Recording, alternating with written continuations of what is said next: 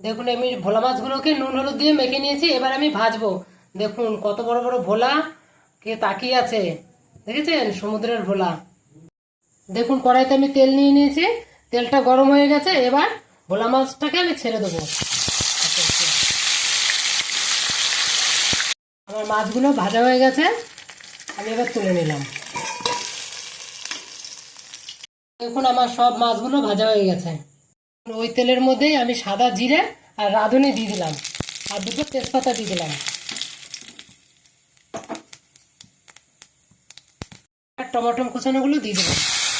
1 চামচ হলুদ, 1 চামচ জিরে, আর 1 চামচ লবণ। এবার সর্ষে আর কাঁচা লঙ্কা পেস্ট করাটা দিয়ে দেবো। আর একটু কাশ্মীরি গুঁড়ো লঙ্কাটা দিয়ে দিলাম। মশলা থেকে তেলটা বেরিয়ে এসছে, এবার আমি 1/2 বাটি জল দিয়ে দেবো।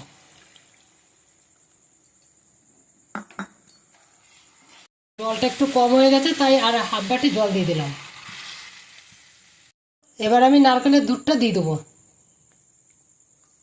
আমি একে একে মাছগুলো কড়াইয়ের সমুদ্রের ঝোলে ছেড়ে দিলাম। দেখতে থাকুন, সঙ্গে থাকুন, লাল লাল ঝাল ঝাল। আমার তৈরি হয়ে গেছে ভোলা মাছের মালাইকারি। এবার 1 চামচ চিনি দিয়ে নামিয়ে নেব। দেখেছেন কি সুন্দর হয়েছে, লাল লাল ঝাল ঝাল। দেখতে থাকুন, সঙ্গে থাকুন। গাইস, দেখতেই পাচ্ছেন আজকে কিচেন ডাক্তার ছায়াদির রেসিপি ছিল ভোলা মাছের মালাইকারি। দেখে তো একদম জিভ দিয়ে খুব লোভ লাগছে। তো যাই হোক বন্ধু, ভোলা মাছের উপকারিতা সম্বন্ধে কিন্তু আমাদের জানতেই হবে। অনেকে ভোলা মাছ খেতে ভালোবাসে না, কারণ ভোলা মাছের, সামুদ্রিক মাছে একটা গন্ধ থাকে। কিন্তু বন্ধু, প্রত্যেকটা মাছের রান্নার পদ্ধতি কিন্তু আলাদা।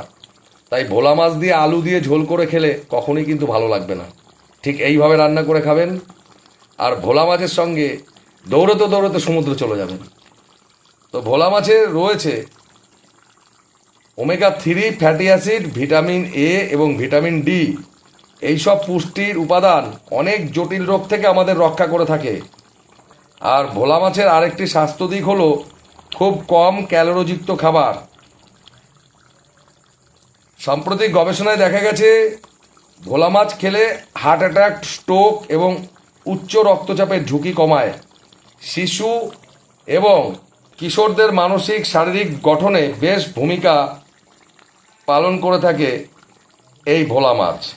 ডায়াবেটিস নিয়ন্ত্রণ করে থাকে ভোলা মাছ। মস্তিষ্কের ক্ষমতা বৃদ্ধি করে থাকে ভোলা মাছ।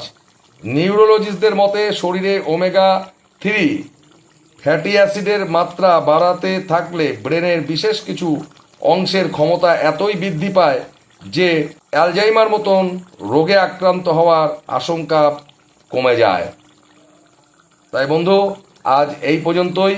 ভোলা মাছ বেশি বেশি করে খান আর সুস্থ থাকুন। Bye bye, tata. Kitchen doctor ছায়াদির চ্যানেলটিকে লাইক এবং সাবস্ক্রাইব করে সঙ্গে থাকুন। আবার দেখা হবে।